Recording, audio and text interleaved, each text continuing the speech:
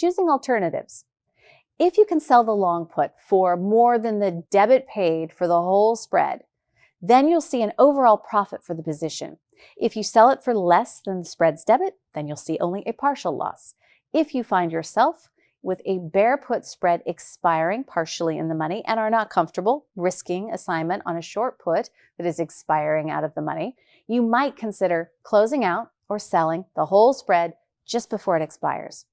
Remember that a long option holder can exercise any contract, whether it's in the money or not. In other words, you can't be absolutely immune to assignment on an expiring short put.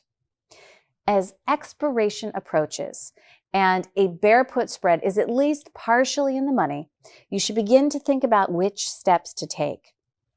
You might let the spread expire and the exercise assignment process begin.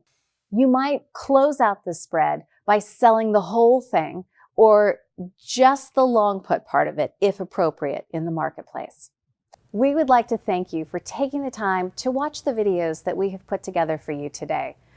Take a look and subscribe to our YouTube channel, our Instagram, our Facebook page, and reach out if you have additional questions. We would love to hear from you. Check out our website for more information. Go to www.optiontradersnetwork.com. Thanks so much.